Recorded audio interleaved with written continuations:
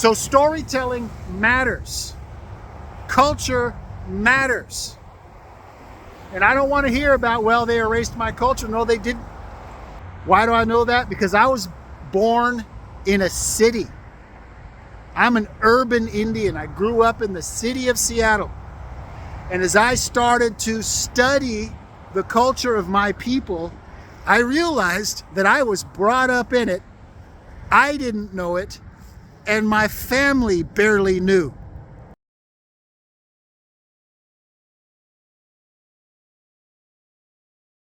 Your friendly neighborhood Ravenspeaker with a small rant that might become a big rant. And I'm just about to walk out into the cold, so the rant might get even worse. And what can I say? This very well may change the direction of this channel. As you might be able to tell, I just left a movie theater and I just saw something that struck me. I'll tell you a little bit more about it as we go. America, we have a problem. It's a huge problem. It's very similar to the problem that we faced 20 or 30 years ago, more like 30 years ago, when the Germans and the Japanese completely destroyed the American auto industry. When I was a teenager, back in the 80s, the entire American economy was built around car manufacturing. They built the cars, they had this vast network of dealers that sold the cars, and then there would be commercials and whatever on TV so that the money generated by the selling of cars could spread around a little bit into the TV industry and whatever else. One job in 8 depended on making cars. There was just one problem. Nobody wanted American cars. The auto industry shrank. Why is a traditional storyteller going to be producing a video talking about building cars? Well, I'm not, and that's not what this video is about. As I said, we have a problem. And what the problem is similar to what happened to the American auto industry, but the results of this problem are potentially far more devastating. Americans have lost the ability to tell stories. As we mentioned in other videos, storytelling effectively is the culture. It creates the culture, it reflects the culture, it shapes the culture to the degree that cultures evolve, they evolve through storytelling. But to do that effectively, the thing that's calling itself a story has to be a story. It has to follow the rules of storytelling. And yes, there are rules. You have to do certain things to make an airplane fly. And if you're not doing those things, the airplane will not fly. So too, if you don't do certain things with what you're calling a story, that so-called story will not fly. It will not have effects towards shaping and changing the culture. And just like the American auto industry 30 years ago, the society is going to pay for this. Stories shape culture. Stories shape relationships. Stories are the way we communicate ideas that have deep value, and we want that impression to last a long time. You want somebody to remember something? Put it in a story. They'll remember it. You want somebody to forget something? Give them a 500-page book filled with $50 words. Tell them to memorize it. They'll forget it in a week. Stories matter. Stories are not just anything. Stop saying that stupid thing. Stop referring to myths as lies. Myths are not lies. Myths contain more truth than anything you said last week that you really believed was true. Let's get our culture back. Let's survive as a people, because we won't if we don't have a culture. But America doesn't have a culture. Stop that nonsense too. I come from the Pacific Northwest Coast American Indian tradition. We have a culture. That's how I know America also has a culture, because I'm also an American. And I live half of my days in the American culture, and I live half of my days in the traditional American Indian way. And I can tell you, America has a culture, but it's going very fast, and that's a disaster. These days, you pretty much have to hope that what you're about to watch isn't a complete waste of time, or doesn't amount to what we might call a kind of pornography, which is a sensationalism. Why do I use that word pornography, and why do I associate it with a sensationalism?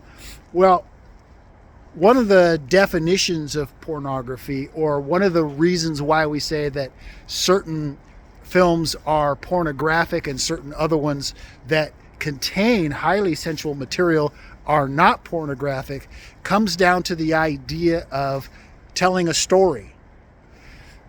When you're watching a pornographic film, there is no story in it. Or if there's a tiny little bit of a pretend story, nobody really cares about that. That's not why you're watching that. You're watching it for the sensationalism.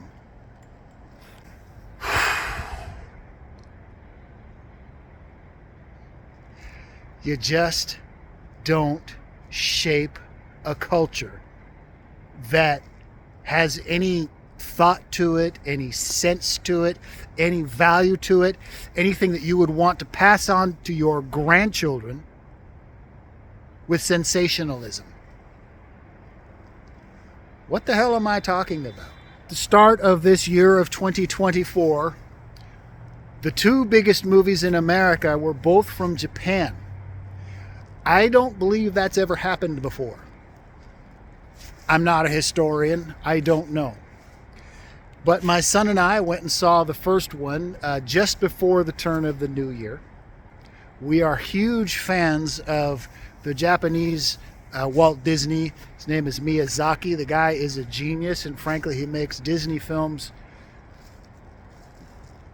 look a little amateurish sometimes. It was a phenomenal show. Very amazing story, and probably not even close to among Miyazaki's best works. He's got a film, Princess Mononoke, that is astonishing. Spirited Away, astonishing. The point I'm making is it doesn't even have to be his best work, because what's important about it is it's a really good story. And Americans, lacking good stories, have been flocking to see it. A cartoon in a completely different language. Americans couldn't get enough of it. They lined up, they went and saw it. The other Japanese movie is the one that I just came out of, Godzilla -1. Now, if you would have told me that a Godzilla movie from Japan was the biggest movie in America at any point, say 10 years ago, I would have laughed at you.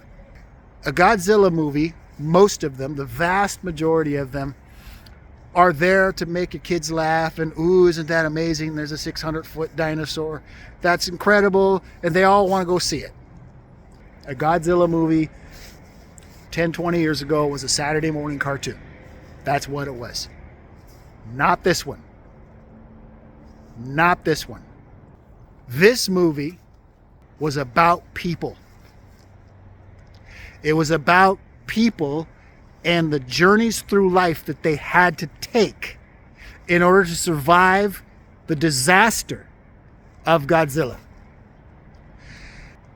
And somebody decided to make a Godzilla movie about people. Somebody decided to make a Godzilla movie that wasn't sensational.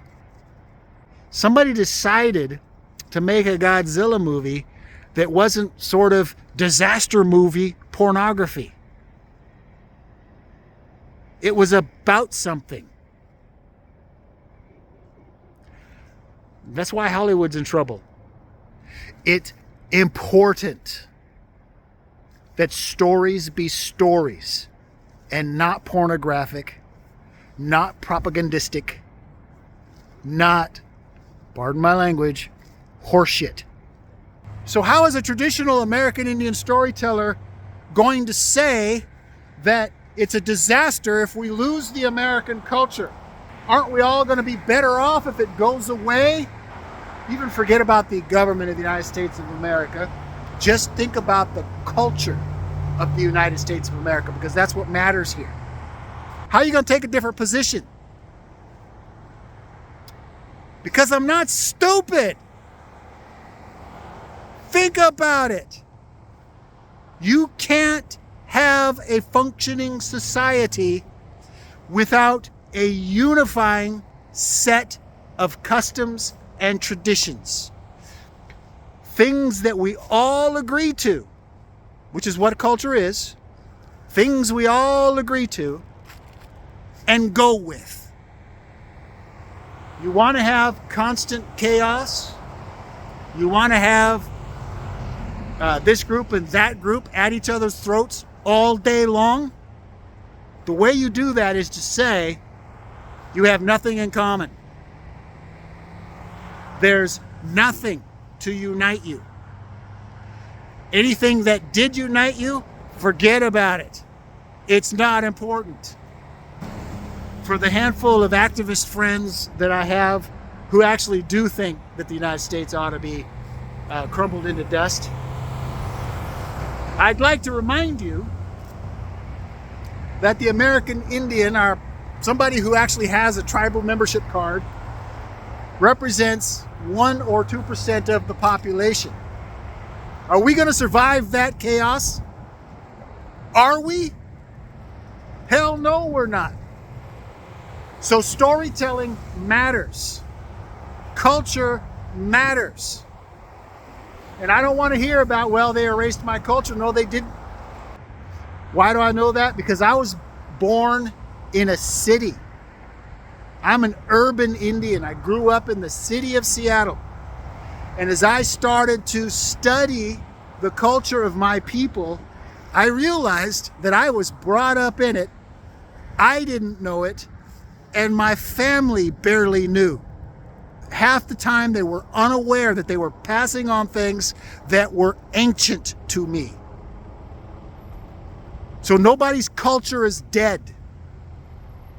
But if the glue part of it goes away, if the glue part that makes all of these different people, the Italians, the Japanese, the whatever, if you're an American but you have all these different heritages, you still have chunks and chunks and chunks of ancient cultural identities in your daily life that you don't know anything about.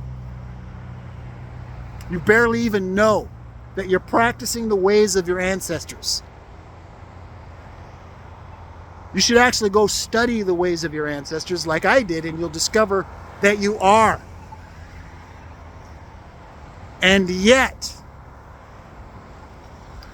the thing that keeps the Japanese Americans and the Irish Americans from killing each other every single day is that there's this glue called American culture that we all follow and believe in, and a bunch of idiots, stupid people, are trying to tear it down. And after watching Godzilla -0, I'm at the point where I believe that a lot of them live in Hollywood. Or a lot of them are teaching the up-and-coming writers that are now writing in Hollywood that storytelling is just stories. And forget about that, because it's more profitable to make pornography. The problem with the idea that it's more profitable to make pornography is nobody's going to see the damn movies. Why aren't they going to see the damn movies? Because they're not stories. If I want pornography, I'll just go Pornhub or whatever the hell that channel is called. All right, before I go inside and enjoy some warmth, join me. Let's save the art of storytelling. The first step is to know what storytelling is. Know the difference between sensationalism and storytelling. And know why it matters. Know why that there's no such thing as just a story. If it's a story, it's important. So hit that like and subscribe button. And I'm going to say just a couple things more about this. One of the things that was so astonishing about this Godzilla movie is the wonder. It's truly ironic. The accountants down in Hollywood, who all call themselves storytellers, but are really just trying to handle intellectual property, whatever the hell that means. They're wanting to produce this pornographic, sensationalistic horseshit. Nothing that ever comes out of it is wonderful. There's no wonder. Godzilla -1, I think I called it -0 back there, but Godzilla -1 has a lot of wonder to it. And you're just watching it and you're just saying, oh my goodness. And you're having all of these emotions. You're frightened. You're excited. You feel adoration for the little child that's in it. You have all these feelings. And that's a big part of how storytelling goes down deep. And that's the reason why the truths that are expressed in really good stories last so long, because they go down deep and they stir something inside of you and you really feel it. Now, boy, somebody made a Godzilla movie that does that. You do have to go see it. All right, so we're going to go into the word of the day.